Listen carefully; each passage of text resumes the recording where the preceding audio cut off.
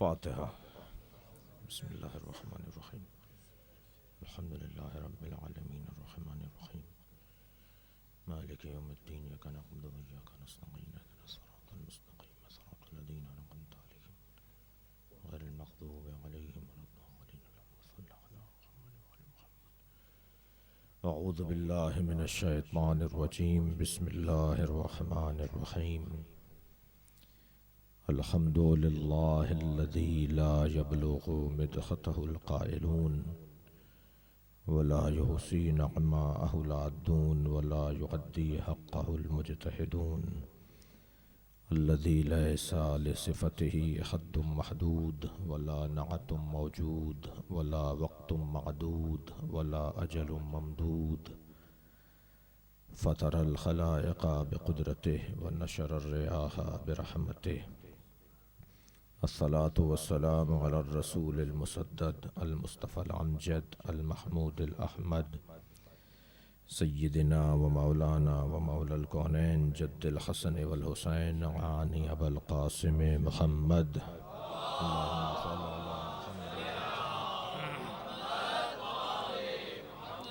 وآلہ الطیبین الطاہرین المعصومین الذین قال اللہ انما یرید اللہ لیذہب عنکم الرجس اہل البیت ویطہرکم تطہیرا۔ اللہم صل ولعنۃ اللہ علی اعدائہم اجمعین من یوم عداوتہم الی قیام یوم الدین۔ اما بعد، قال الحکیم فی قرآن الکریم، بسم اللہ الرحمن الرحیم۔ والذین آووا ونصروا اولئک هم المؤمنون حقا لهم مغفرۃ ورزق کریم۔ صلوات۔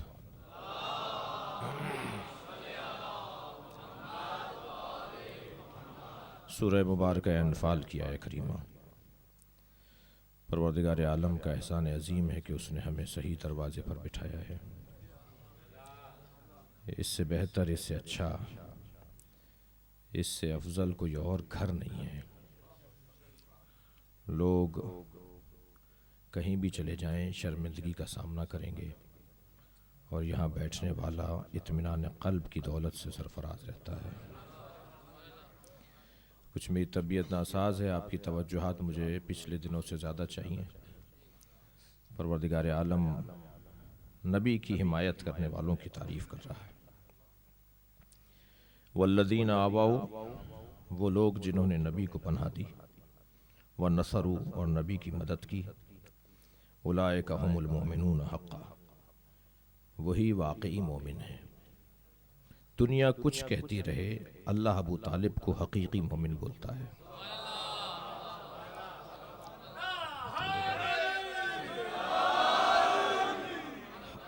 اہل دنیا کی بات مانی جائے یا اللہ کی بات کو مانا جائے، ویسے بھی دنیا والے کچھ اور دیکھتے ہیں، کچھ اور بولتے ہیں، اور ان کی بولی طرح طرح کی ہوتی ہے۔ جو بولی ایک رہتی ہے، جو بولی ثابت رہتی ہے، وہ ہے اللہ کی بولی۔ جسے علامہ اقبال نے دو مصروں میں یوں کہا ہے کہ حقیقت ابدی ہے مقام شبیری۔ مقام شبیری ہے جو ہمیشہ سے قائم ہے، حقیقت ابدی ہے مقام شبیری، بدلتے رہتے انداز کوفی و شامی۔ صلوات پڑھیں ذرا محمد و آل محمد۔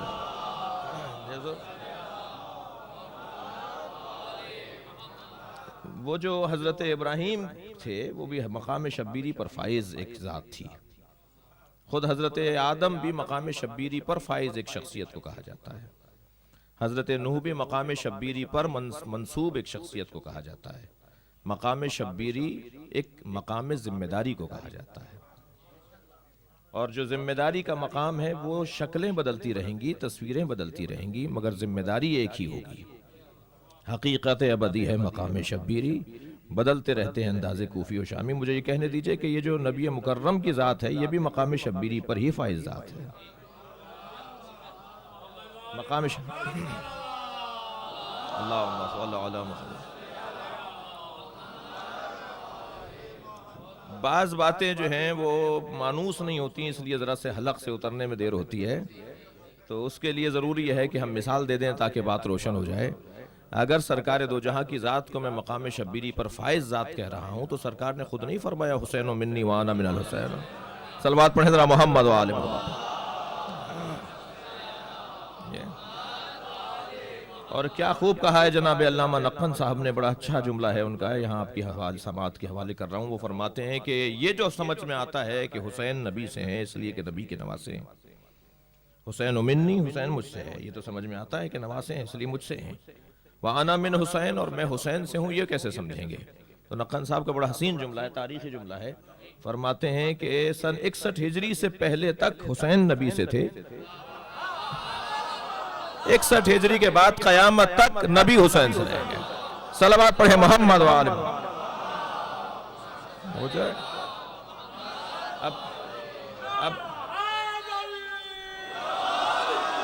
اب اگر نبی کا کلمہ پڑھا جائے گا تو وہ حسین کی وجہ سے پڑھا جائے گا۔ قیامت تک اگر نبی کا نام اذانوں میں لیا جائے گا تو وہ حسین کی وجہ سے لیا جائے گا۔ سرکار دو جہاں کا اگر کوئی مسلمان دکھائی دے گا تو وہ نبی کے اس کا مسلمان در حقیقت حسین کی وجہ سے ہے۔ یہ اور بات ہے کچھ نمک کو حلال کر کے کھاتے ہیں اور کچھ اپنی وفاداری کو ثابت نہیں کر پاتے۔ توجہ کر رہے ہیں آپ حضرات؟ ہندوستان میں یوم حسین ہو رہا تھا اور یوم حسین کا موضوع تھا کہ اگر کربلا نہ ہوتی تو کیا ہوتا۔ توجہ ہے نا آپ حضرات؟ میں اپنے موضوع پر ہی بات کر رہا ہوں، کربلا نہ ہوتی تو کیا ہوتا۔ اچھا، اس کے بھی مہمان خصوصی جناب نقن صاحب تھے، اور آپ کو معلوم ہے معمولاً یہ دنیا میں ہو رہا ہے، ہماری برادریوں میں تو زیادہ ہے کہ جو مہمان خصوصی ہے اسے آخر میں خطاب کرواتے ہیں کہ جب پروگرام کا ٹائم ختم ہو چکا ہوتا ہے، اور پھر کہتے ہیں حضور کھانا بھی آ چکا ہے، لوگ بھی تھک چکے ہیں، دعا کرا دیجئے، جی دعا کروا دیجئے۔ تو وہ مہمان خصوصی کا جو خاص خطاب ہونا ہوتا ہے وہ 2 منٹ 5 منٹ کے گفتگو کے اوپر ختم ہو جاتا ہے، اور بہت سارے لوگ بس دعا کرا کے مہمان خصوصی صاحب جو ہیں اپنی شکل زیارت کروانے آتے ہیں۔ تو جناب نقن صاحب کے ساتھ بھی ایسے ہی ہوا، وہاں پروگرام کا ٹائم ختم ہو گیا اور کھانے کی خوشبوئیں آ رہی تھی، لہٰذا زیادہ دیر رک نہیں سکتے تھے۔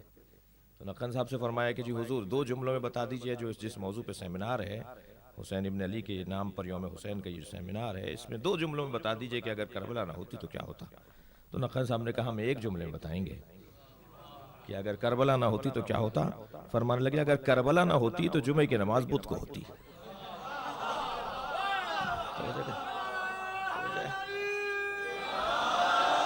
صلوات پڑھیں ذرا محمد و آل محمد۔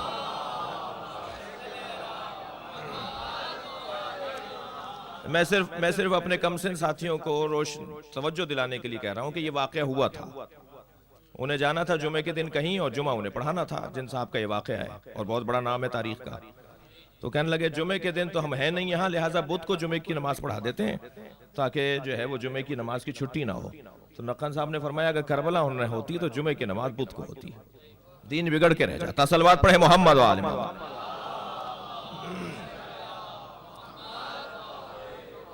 اس سے بلند صلوات دیا کر۔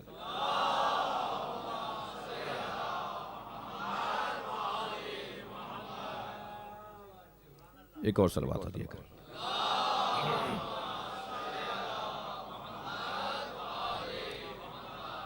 توجہ ہے حضرات کی؟ تو عزیزان گرامی، بحث اور گفتگو کا عنوان یہ ہے کہ نبی کو سہارا دینے والے، نبی کی کو پناہ دینے والے اور نبی کی مدد کرنے والے واقعی مومن ہیں۔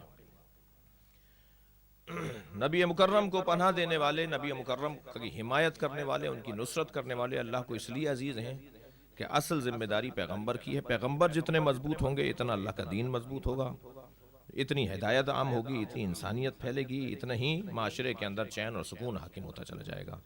اسلام ایک شفا بخش دوا کا نام ہے، اسلام تشدد اور دہشت گردی کا نام نہیں ہے۔ اسلام کے ذریعے سے انسان اپنے آپ کو بہتر کر سکتا ہے، اپنے معاملات کو بہتر کر سکتا ہے، اور اگر کوئی شخص اسلام کے ہی نام کے اوپر تشدد اور دہشت گردی کر رہا ہو تو یقین جانیے کہ اس نے اسلام کا نام تو لیا ہے مگر اسلام کے کام سے اور اسلام کی حیثیت سے آگاہ و آشنا نہیں ہے۔ نبی کی مدد کرنے والوں میں ایک طویل فہرست ہے، لیکن ان تمام شخصیات میں، ان تمام ہستیوں میں اگر 2 ہستیوں کو اصلی قرار دیا جائے تو وہ حق جانب ہے اور واقعیت رکھتا ہے اور حقیقت رکھتا ہے۔ 2 ہستیاں ایسی ہیں جنہوں نے سب سے زیادہ نبی کی مدد کی ہے، آج تک نبی کی مدد کر رہے ہیں۔ یعنی اگر آپ یہ کہہ دیجئے کہ انہیں 1400 سال گزر گئے اس دنیا سے ظاہری طور پر گئے ہوئے، ان کی قبر مبارک مدینہ منورہ میں ہے اور مکہ المکرمہ میں ہے، اور 1400 سال سے زیادہ ان کو اس دنیا سے رخصت ہوئے ہو گئے، لیکن عزیزان گرامی آج بھی ان کی وجہ سے نبی کو نصرت نصیب ہو رہی ہے، نبی کی مدد آج بھی ان کے ذریعے سے جاری ہے۔ ان میں ایک نام ہے فاطمہ زہرا کا، ایک نام ہے ابو طالب کا۔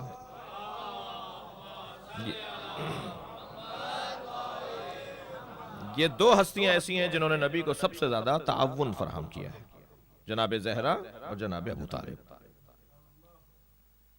نبی کی زندگی مکی بھی ہے اور مدنی بھی ہے۔ مکی زندگی میں حضرت ابو طالب نے نبی کو پناہ دی، اور مدنی زندگی میں حضرت فاطمہ زہرا نے نبی کو پناہ دی، اور دونوں ہستیوں نے جس انداز سے سرکار دو جہاں کا تعاون اور آپ کے ساتھ حمایت کی ہے، اس کی نظیر، اس کی مثال نہیں ہے۔ اساسی باتیں ہیں، میں آپ سے آج اور آئندہ کی 3 مجلسوں میں یہی بات عرض کروں گا۔ اور حضرت فاطمہ زہرا کے نبی مکرم کی حمایت میں جو کردار رہا، اور حضرت ابو طالب کا حضرت فاطمہ زہرا سے کیا جوڑ رہا، اس حوالے سے اگر میں یہ جملہ کہہ دوں جو منبری زبان کا جملہ ہے کہ میں جناب فاطمہ زہرا کو ابو طالب کی بہو کہوں یا ہو بہو کہوں، بالکل ایسا لگتا ہے جیسے ابو طالب ہیں جو نبی کا ساتھ دے رہے ہیں۔ وہ مدنی زندگی میں صلوات پڑھیں ذرا محمد و آل محمد۔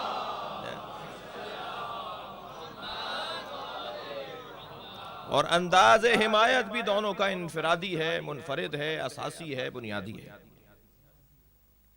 جب جناب زید شہید کو حجاج ابن یوسف نے گرفتار کیا، زیدی سادات کے جو مورث اعلیٰ بھی ہیں، حسینیوں کے جو بھی مورث اعلیٰ ہیں، ہمارے برادران شہید حسینی، شہید علامہ عارف حسینی، حسینی زیدی تھے، حسینی یعنی زیدی، آیت اللہ خامنہ زیدی ہیں، حسینی یعنی زیدی۔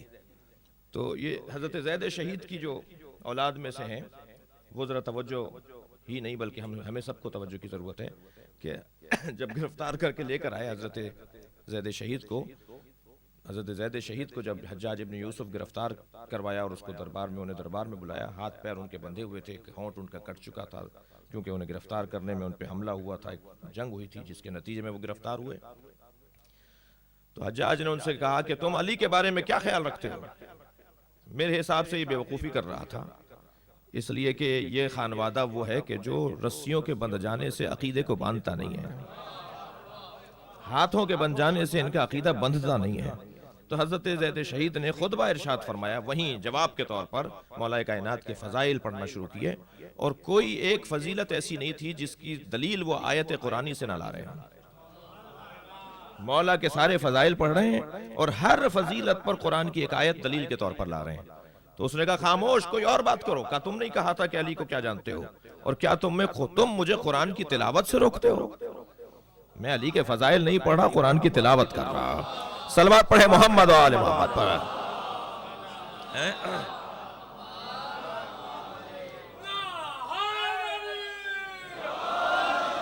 تو الہج کر ایک جملہ اس نے کہا تھا، اس نے کہا کہ تم بنی ہاشم اتنے فصیح و بلیغ کیسے ہوتے ہو؟ جس بنی ہاشم کو دیکھو ان کے اوپر کوئی اثر نہیں ہوتا، روب داب کسی کا نہیں چڑھتا ان کے اوپر، یہ کسی سے گھبراتے اور ڈرتے نہیں ہیں، اور جب بولنے لگتے ہیں تو فصاحت و بلاغت کا کرشمہ دکھاتے ہیں، فصاحت و بلاغت کا ایک عنوان بن جاتے ہیں۔ تم بنی ہاشم اتنے فصیح و بلیغ کیسے ہوتے ہو؟ تو حضرت زید شہید نے ایک جملہ ارشاد فرمایا، فرمانے لگے ہم دیوان ابو طالب پڑھتے ہیں اور خطبہ زہرا پڑھتے ہیں، یہ دو چیزیں ایسی ہیں جو ہمیں فصیح بنا دیتی ہیں۔ اللہم صل علی محمد۔ جی حضرت ابو طالب کا دیوان اور حضرت فاطمہ زہرا کا خطبہ، اس کے کلمات انسان کو اس کی خطابت پر اس کا اثر ہونے لگتا ہے۔ میں نے تو یہ تجربہ کیا ہے اور بہت سارے لوگوں کو دیکھا ہے بہت قریب سے، اور بہت سارے کامیاب خطیبوں کو کہ راز خطابت اور راز کامیابی کو میں نے اگر ان سے پوچھا تو نہیں ہو سکتا کہ کوئی معاشرے کا کامیاب خطیب ہو۔ آپ کے ہاں ایک مدت علامہ ذی شان حیدر جوادی نے خدمات انجام دی، اللہ ان کے درجات کو بلند کرے، اور ایک بڑی تعداد میں علماء کرام ہیں اردو کی خطابت میں، پشتو کی خطابت میں، مثال کے طور پر فارسی اور عربی کی خطابت میں، کہ میں نے کسی کامیاب خطیب کو نہیں دیکھا جو کامیاب خطیب ہو اور اس نے نہج البلاغہ کو کثرت سے نہ پڑھا۔ نہج البلاغہ کثرت سے پڑھنے والا بہترین خطیب ہو جاتا ہے، اس لیے کہ فصاحت و بلاغت کا اگر کوئی عکس قرآنی ہے تو اسے نہج البلاغہ کہا جاتا ہے۔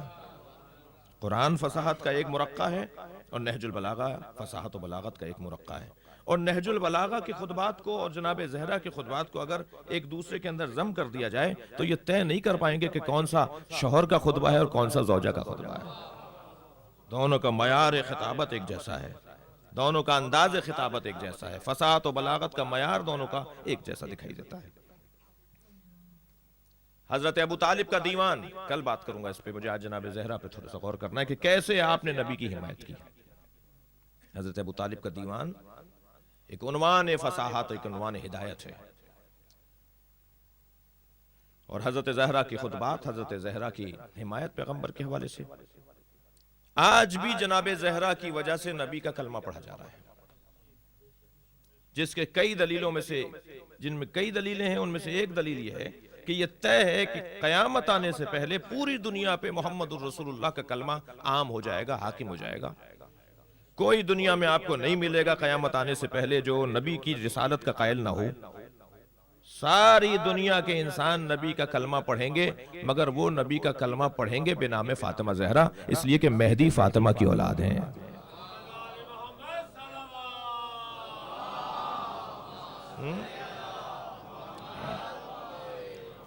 کراچی میں ایک بہت بڑے مفتی صاحب کو قتل کر دیا گیا ہے، جناب مفتی شامزئی، انہوں نے کتاب لکھی ہے عقیدہ ظہور مہدی، اب تک کوئی 30 دفعہ چھپ چکی ہے اور ہر دفعہ 3-4 ہزار کی تعداد میں چھپتی ہے۔ عقیدہ ظہور مہدی کے پہلے ہی صفحوں پر مفتی شامزئی نے لکھا ہے، وہ فرماتے ہیں کہ حضرت مہدی کے بارے میں یہ مسلم بات ہے کہ وہ اولاد فاطمہ زہرا ہیں، اس پوری دنیا پہ اسلام حاکم ہوگا فاطمہ کی برکت کی وجہ سے۔ صلوات پڑھیں عظمت فاطمہ زہرا پر۔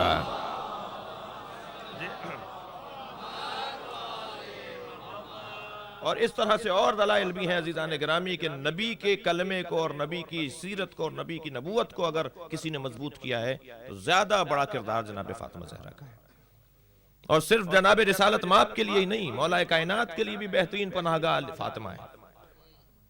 نبی کے لیے بہترین پناہ گاہ، نبی کے لیے تو اتنی بہترین پناہ گاہ ہے جناب زہرا کی ذات کہ سرکار دو جہاں اپنی پناہ گاہ کو کیا نام دے سوائے ماں کے۔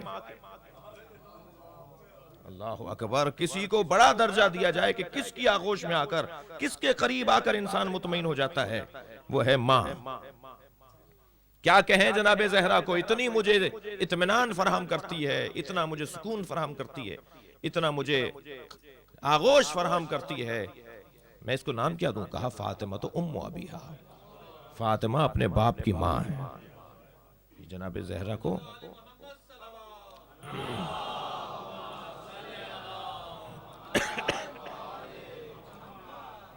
توجہ کر رہے ہیں آپ حضرات؟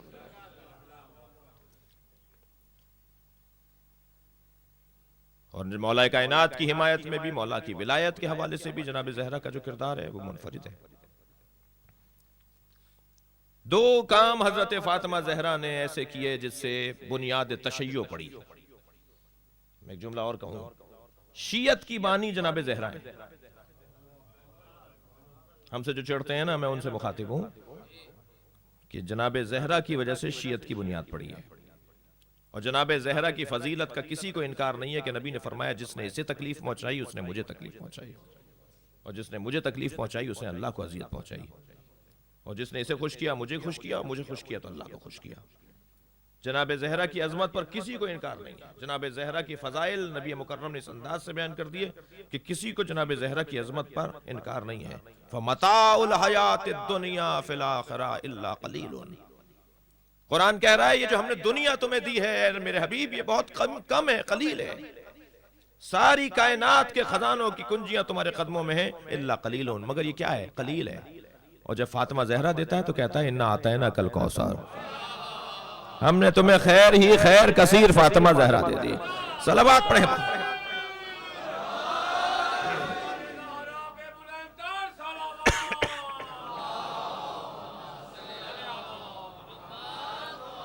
توجہ کر رہے ہیں حضرات؟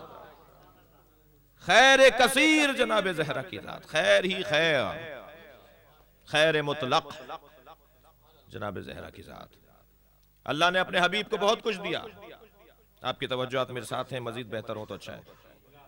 رسالت دی, انا ارسلناک شاہدا مبشرا ونذیرا وداعیا الی اللہ باذنہ وسراجا منیرا. مگر نہیں کہا کہ اس کے عوض میں مجھے کچھ دو, اس کے بدلے میں کچھ دو, کچھ لاؤ, کچھ ہماری بارگاہ میں بھی پیش کرو. اللہ نے اپنے حبیب کو قرآن دیا, انا انزلناہ فی لیلۃ القدر, ہم نے شب قدر میں تمہیں قرآن دے دیا, مگر نہیں کہا اس کے بدلے میں کچھ لاؤ. اللہ اکبر. اللہ نے اپنے حبیب کو فتح مبین دی, فتح مکہ دی. 80 جنگوں کے بعد جو سب سے بڑی فتح ہے وہ ہے فتح مکہ. فرمایا انا فتحنا لک فتحا مبینا, مگر نہیں کہا کہ اس کے بدلے میں کچھ لے کر آؤ. لیکن جیسے ہی فرمایا انا اعطیناک الکوثر, ہم نے تمہیں فاطمہ دے دی, فوراً فرمایا فصل لربک ونحر, فوراً اپنے رب کا شکریہ ادا کرو, نماز کی صورت میں بڑی قربانی دو. اللہ فاطمہ دینے کے بعد نبی سے نماز مانگ رہا ہے. جملہ دینے جا رہا ہوں آپ کی سماعتوں کو. عزیزان گرامی, اگر کسی کے پاس فاطمہ آ جائے تو نماز بڑھتی ہے, کم نہیں ہوتی. صلوات پڑھیں محمد و آل محمد.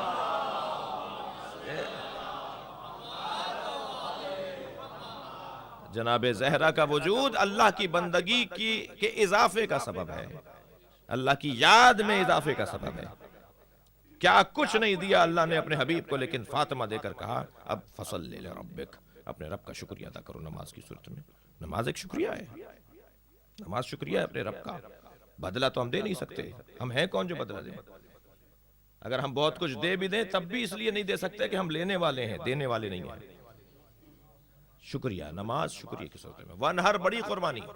جتنی چیز بڑی ہوتی ہے اتنا ہی اس کے تحفظ کا اہتمام بھی بڑا ہوتا ہے. ایسے ہی ہے. آپ لوہے کے, مثال کے طور پر جو لوہے کی چیزیں ہیں ان کی حفاظت آپ اسی انداز سے کرتے ہیں, زیادہ سے زیادہ چار دیواری میں رکھ دو کہ کوئی اٹھا کے نہیں لے جائے. اینٹیں ہیں ان کو ایسی جگہ رکھ دو کہ جو کوئی اٹھا کے نہیں لے جائے. لیکن اگر سونا ہوگا تو اسے کسی چار دیواری میں, کہیں صحن میں, کسی برآمدے میں نہیں ڈال کے آئیں گے.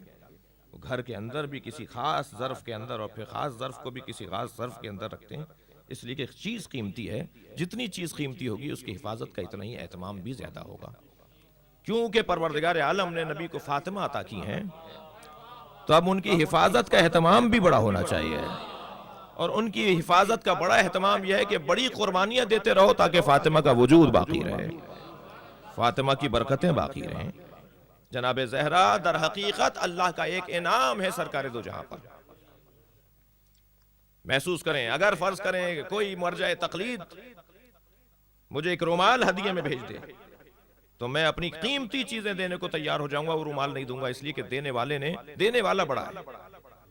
دینے والا بڑا ہے. جتنا بڑا دینے والا ہوگا, دینے والا جتنا بڑا ہوگا, اتنا ہی اس کی دی ہوئی چیز کا احترام بھی زیادہ ہوگا. عزیزان گرامی, جناب زہرا کے آنے پہ نبی اس لیے نہیں کھڑے ہوتے تھے کہ بیٹی آ رہی ہے, اس لیے کھڑے ہوتے تھے عطائے الہی آ رہی ہے. صلوات پڑھیں محمد و آل محمد پر.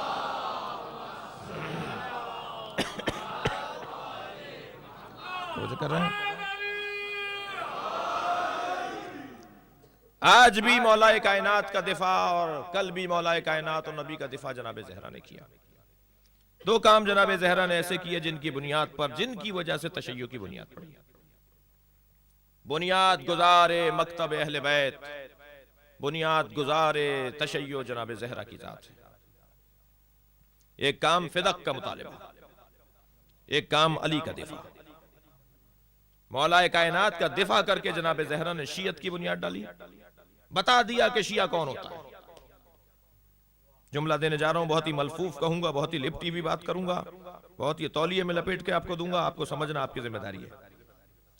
نبی کا دشمن کسی بھی خیمے میں ہو رہ سکتا ہے, علی کا دشمن کسی بھی خیمے میں رہ سکتا ہے. میرے مولا امام حسن امام حسین کی دشمنی کرنے والے اور ان کے ماننے اور نہ ماننے والے کسی بھی خیمے کے ہو سکتے ہیں, لیکن جناب زہرا کے دشمنوں سے مخالفت کرنے والا کسی اور خیمے میں نہیں رہ سکتا, اسے اس خیمے میں آنا پڑے گا. توجہ کر لی آپ حضرات, صلوات پڑھیں ذرا محمد و آل محمد.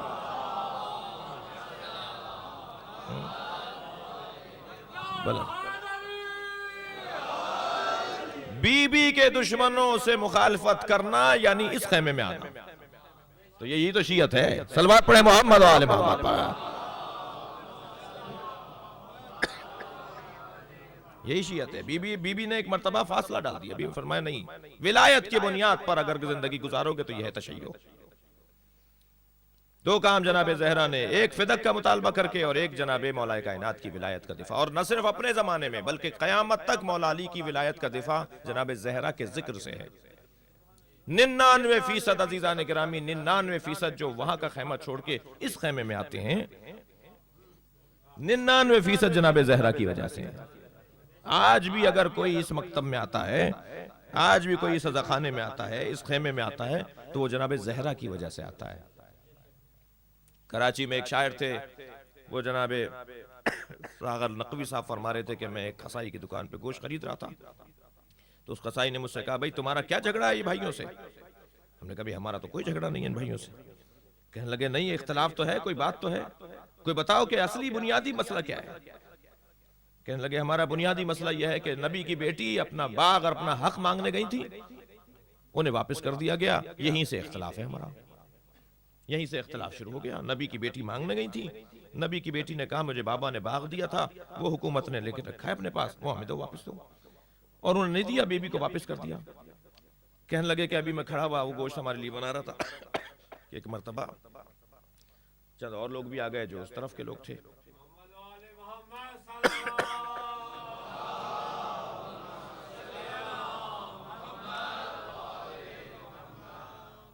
آپ اکتا تو نہیں رہے مجھ سے؟ صلوات پڑھیں ذرا محمد و آل محمد.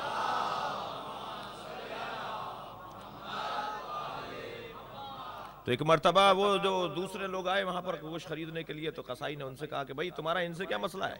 کہنے لگے کوئی مسئلہ نہیں ہے. کہا نہیں کوئی مسئلہ تو ہے, تم لوگوں کے سسٹم علیحدہ ہیں, نظام علیحدہ ہے, مسجد علیحدہ ہے, مدرسے علیحدہ ہے, سارے کام علیحدہ علیحدہ ہیں, تو کوئی تو مسئلہ ہے ان لوگوں سے, تو انہیں تو تم سے ایک مسئلہ ہے.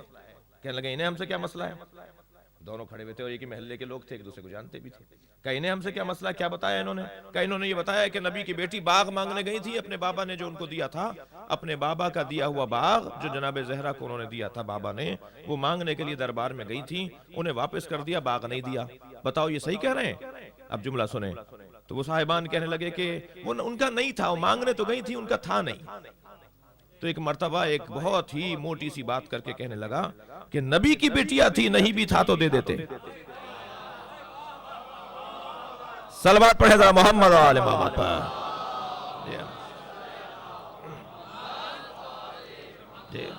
ایک باغ تم نے ایک بیٹی کو واپس لوٹا دیا, ایک باغ کی وجہ سے ہزاروں باغ قربان فاطمہ کی جوتیوں پر یہ تم نے لوٹا دیا. ہاں یہ اختلاف کا, یہ تشیع کی بنیاد ہے جناب زہرا کا ذکر, اور کوئی انکار فضیلت جناب زہرا نہیں کر سکتا.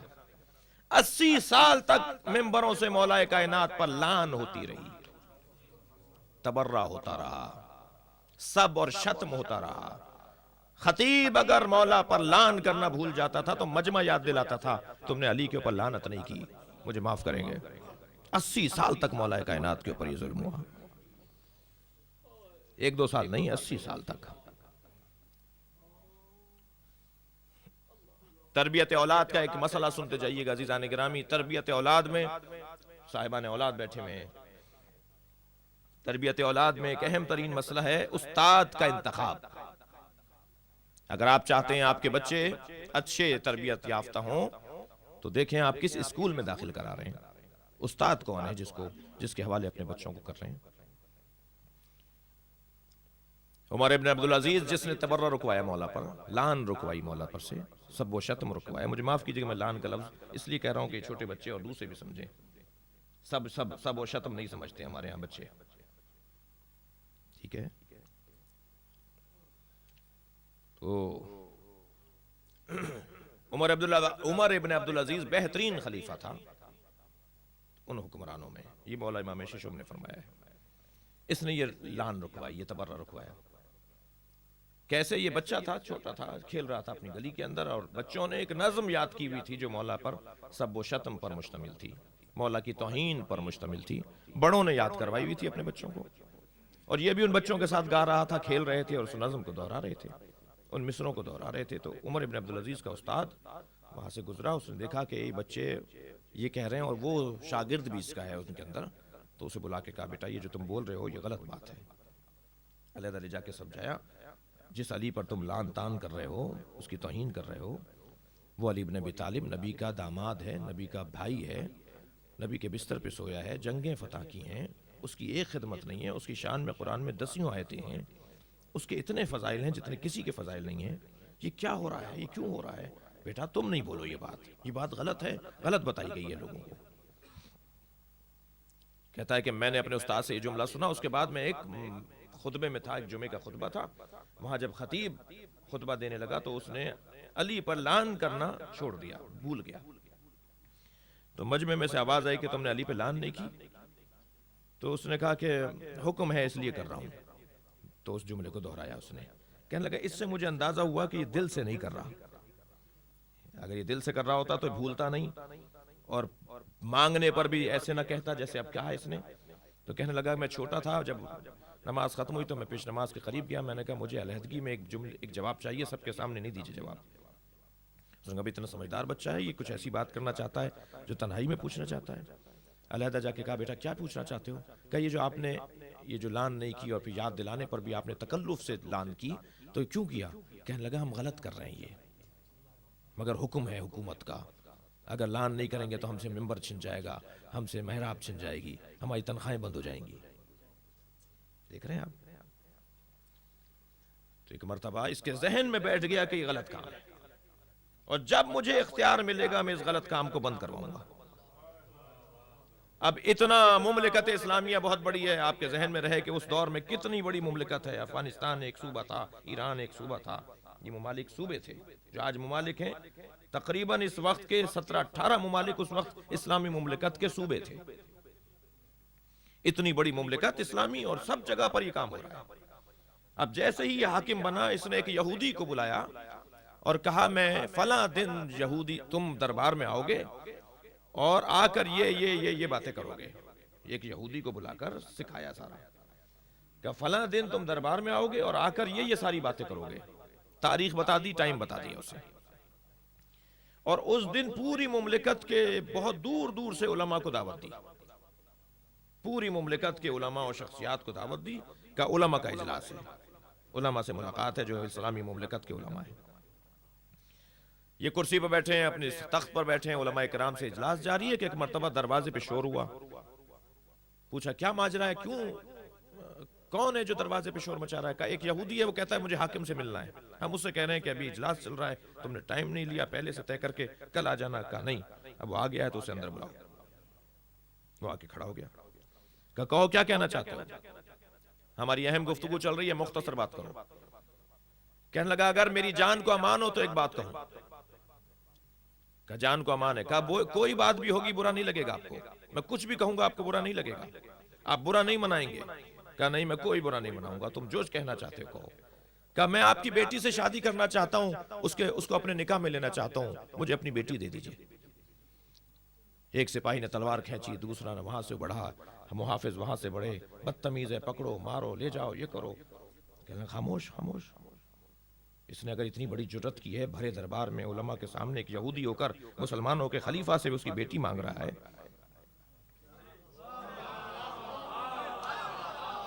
تو اس سے پوچھو تو صحیح کہ اس کے پاس دلیل کیا ہے، کیا ذہنیت ہے اس کی جرت کیوں ہو گئی ہے کہ مسلمانوں کے خلیفہ سے اس کی بیٹی مانگ رہا ہے؟ کہنے لگا تمہارے ذہن میں کیسے آیا؟ کہنے لگا مجھے تو تعجب ہو رہا ہے کہ آپ میری اس بات پہ ناراض کیوں ہوئے، جب مسلمانوں کے آخری نبی کی بیٹی ایسے فرد کے گھر ہو سکتی ہے جس پہ سارے مسلمان لعنت کر رہے ہیں، تو میں آپ کی بیٹی نہیں لے سکتا؟ کہنے لگا پھوٹ پھوٹ کے، راوی کہتا ہے پھوٹ پھوٹ کے رونا شروع ہوا۔ اس جملے پر عمر ابن عبدالعزیز اونچی آواز میں رونا شروع ہوا، کہنے لگا اس کو کرسی دو، اسے بٹھاؤ، کیا کہہ دیا اس نے؟ اور اتنا رویا کہ سارے دربار میں گریے کی آوازیں بلند ہونے لگی۔ اور پھر علماء سے خطاب کر کے کہا بولو یہ کیا کہہ رہا ہے؟ یہ کہہ رہا ہے کہ مسلمانوں کے آخری پیغمبر، مسلمانوں کے پیغمبر کی بیٹی ایسے فرد کو دی گئی ہے جس پہ ساری مسلمان مملکت لعنت کرتی ہے، تو میں اگر خلیفہ کی بیٹی مانگ رہا ہوں تو کیا غلط مانگ رہا ہوں؟ کیا کہہ رہا ہے یہ ٹھیک کہہ رہا ہے؟ سب نے کہا امیر یہ بات ٹھیک کہہ رہا ہے، ہم بہت بڑا غلط کام کر رہے ہیں. ایک ایک عالم سے رائے لی, تم کیا کہتے ہو, تم کیا کہتے ہو, تم کیا کہتے ہو. سب علماء نے کہا ہم غلط کر رہے ہیں, یہ نہیں ہونا چاہیے. بس آج کے بعد حکم نامہ جاری کریں گے کہ کسی جگہ کسی خطبے میں اور کسی محراب و ممبر کے اوپر علی کی توہین نہیں کی جائے گی. بتائیے, علی کی شان اور علی کی توہین کی راہ میں رکاوٹ فاطمہ نہیں ہے تو کون ہے؟ صلوات پڑھیں محمد و آل محمد پر.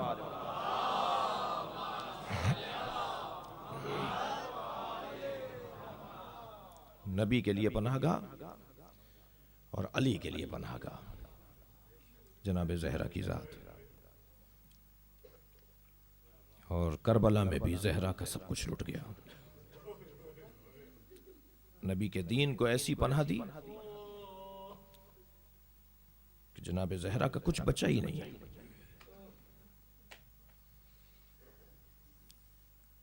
جن بیبیوں کے بال کبھی کسی سورج نے نہیں دیکھے, بھائیوں نے بھی کبھی زینب کو ننگے سر نہیں دیکھا تھا. اس زینب کو کوفہ و شام میں کس نے ننگے سر نہیں دیکھا. بڑا سخت ہے عزادارو. ایام 40 کے ہیں. سب سے زیادہ تکلیف جناب زہرا جناب امام حسین کو سب سے زیادہ تکلیف جناب زینب کی بے حجابی کی ہے. زینب کے سر پہ چادر نہیں ہے.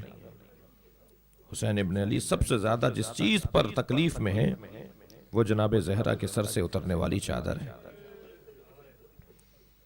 آپ رو رہے ہیں. جب مولا گھوڑے سے زمین پر آ گئے, بہت دیر تک حسین کا بدن زمین سے پہلے رکا رہا. نہ زین پر تھا نہ زمین پر تھا.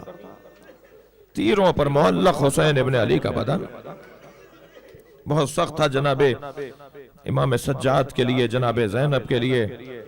جب امام زمین پر آئے ہیں تو میرے مولا سجدہ پروردگار میں اللہ کی بارگاہ میں سجدے میں مصروف ہوئے. پھر امام حسین پر تیر برسنا شروع ہوئے. امام کبھی ادھر کی کروٹ لیتے تھے, کبھی ادھر کی کروٹ لیتے تھے.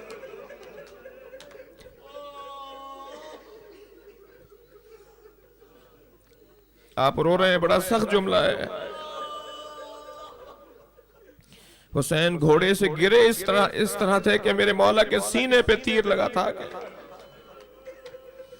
اور وہ تیر 3 پھلوں کا تیر تھا جو حسین کی پشت سے باہر آ رہا تھا. پھر امام سے گھوڑے پر بیٹھا نہیں گیا. اجرکم اللہ, تھک کر نہیں روئیں گے عزادارو. میرے مولا ایک مرتبہ زمین پر ہیں, بدن مبارک سے خون بہ رہا ہے کہ شمر خنجر لے کر آگے بڑھا. کسی نے کہا اتنی دیر رک جاؤ کہ حسین کی روح نکل جائے. جب حسین کی روح نکل جائے تب سر کاٹ لینا. تو کہنے لگے یہ کیسے طے کریں کہ ابھی حسین کے بدن میں روح ہے یا نہیں ہے. تو ایک ظالم نے کہا میں ایک جملہ کہوں گا, اگر حسین زندہ ہوئے تو اٹھ کے بیٹھ جائیں گے. میں ظالم سے کہوں گا کیا کہنا چاہتا ہے.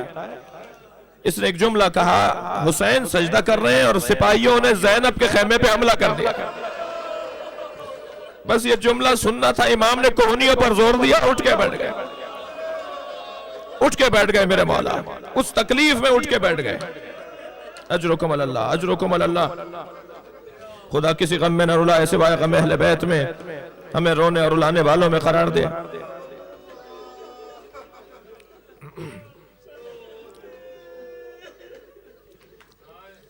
اجرکم اللہ. کوفے میں عبداللہ عفیف ازدی اپنی بیٹی کے ساتھ چادریں لے کر آیا. عبداللہ ابن عفیف ازدی نابینا تھا, نابینا صحابی تھا. یہ اپنی بیٹی کے ساتھ ایک تھال میں چادریں رکھ کر آیا اور جناب زینب کو دی, بیبیوں کو دی. بیبیوں نے چادریں سروں پر لیں. ابھی کچھ دیر گزری تھی کہ نیزہ بردار آگے آئے اور پھر ایک مرتبہ سروں سے چادریں اترنے لگی اور آواز آئی, واہ حجابا. بڑا سخت ہے عزادارو جناب زینب کی بے حجابی کا مرحلہ. میں ایک جگہ مجلس پڑھ کر اترا, مجھے عزادار نے ایک روتے ہوئے گریہ کن عزادار نے کہا مولانا آپ نے مصائب بہت کم پڑھے. میں نے کہا کیا یہ کم مصائب ہے کہ حسین گھوڑے سے گر گئے؟ ہمارے رونے کے لیے یہ جملہ بہت ہے. نجف اشرف میں مجلس عزا ہو رہی ہے. آیت اللہ شیرازی, حسن شیرازی جنہوں نے تمباکو کی تحریم کا فتویٰ دیا تھا, وہ مجلس میں بیٹھے ہوئے ہیں. ذاکر نے ایک جملہ کہا اور اس جملے پہ اتنا روئے کہ 3 گھنٹے پہ ہوش رہے. اور وہ جملہ یہ تھا کہ زینب کو دربار میں لایا گیا. بڑا سخت مرحلہ تھا.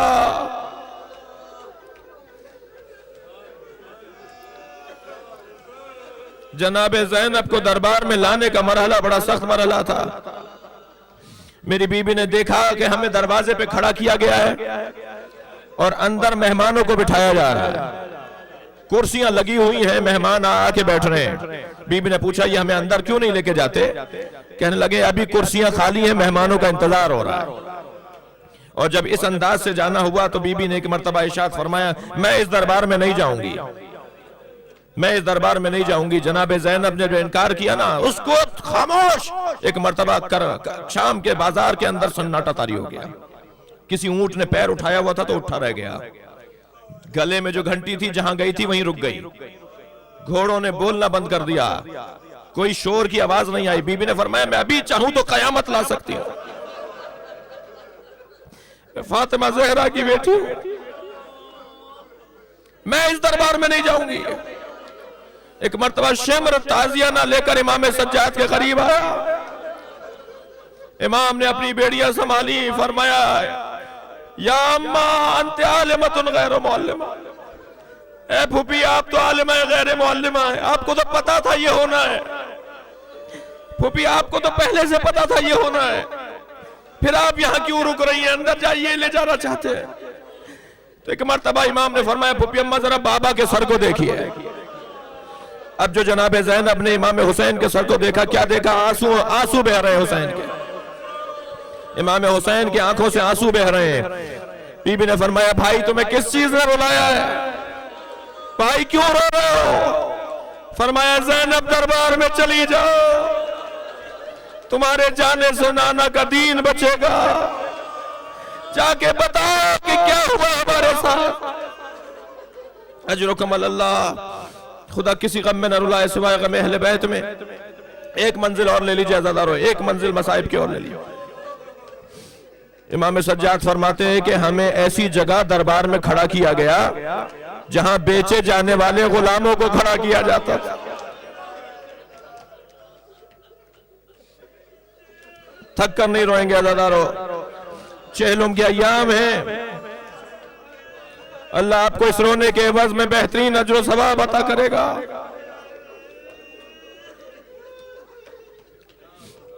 آواز دی یزید نے شمر کو بلاؤ, یا کر بتائے کربلا میں کیا ہوا. شمر نے آ کر گزارش پڑھنا شروع کی ہے امیر ہم نے ان کے مردوں کو مارا, ہم نے ان کے جوانوں کو قتل کر دیا, ہم نے ان کے بچوں کو مار دیا, اور ہم نے حسین ابن علی کو ایسے مارا. اور کہا جب ہم نے ان کے سب مردوں کو مار دیا تو ان کی عورتوں کو اسیر کر لیا, اور اب اسیر کر کے آپ کے پاس لائیں, اور یہ سارے سر ہیں ان لوگوں کے جنہیں ہم نے قتل کیا تھا. تو ایک مرتبہ جناب زینب جو بیویوں کے حلقے میں کھڑی تھی, بیویوں نے جناب زینب کو اپنے حلقے میں لیا ہوا تھا, وہیں سے آواز آئی جناب زینب کی, اس کو ایوہ الکاذب ابن الکاذب, خاموش جھوٹے اور جھوٹے کی اولاد. شمر سے جناب زینب نے کہا خاموش جھوٹے اور جھوٹے کی اولاد, غلط کہتا ہے. سب نے مڑ کر دیکھا بیویوں کی طرف, یہ آواز کہاں سے آئی ہے؟ یزید کہنے لگا یہ کون عورت ہے جو بات کر رہی ہے؟ کیا یہ حسین کی بہن زینب ہے؟ کہا زینب کو باہر لے کر آؤ. اب چند سپاہی آگے بڑھے جناب زینب کو لانے کے لیے, کہ ایک مرتبہ جناب فضہ نے بڑھ کر کہا میں نے اس کی ماں سے وعدہ کیا تھا اس کی حفاظت کروں گی, میں اسے تمہارے حوالے نہیں کروں گی. آواز دی اس بوڑھی عورت پہ تازیہ نے مارو, اسے رستے سے ہٹاؤ. جناب زینب جناب فضہ نے دیکھا کہ یزید کے عقب میں حبشی غلام کھڑے ہیں, بی بی فضا نے آواز دے کر کہا اے حبشیوں تمہاری غیرت کو کیا ہو گیا؟ تمہارے قبیلے کی عورت پر ہاتھ اٹھایا جا رہا ہے اور تم دیکھ رہے ہو؟ تلواریں نکلنا شروع ہو گئی. امیر روک لو، ہم اپنے قبیلے کی عورت پہ ہاتھ اٹھتا ہوا نہیں دیکھ سکتے. بس یہ جملہ سننا تھا. زینب نے مدینے کا رخ کیا. نانا تمہاری نوازی کا کوئی حمایت کرنے والا نہیں.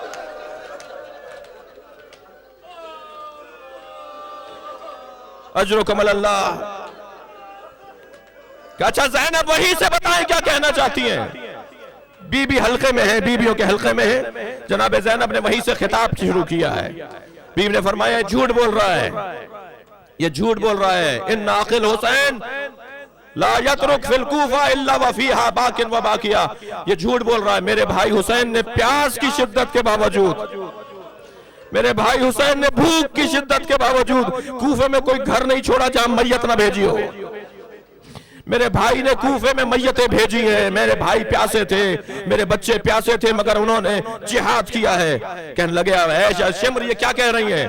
کہنے لگا ہاں یہ سچ کہہ رہی ہیں. وہ دلوں پر دل باندھ کر آئے تھے، وہ حوصلوں پر حوصلے لے کر آئے تھے. ان کا ایک حوصلہ ٹوٹتا تھا دوسرا جوان ہو جاتا تھا.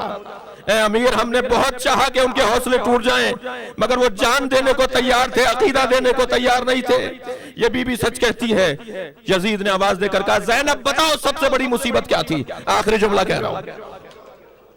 یزید کہتا ہے جناب زینب سے زینب بتاؤ تم پر سب سے بڑی مصیبت کیا تھی؟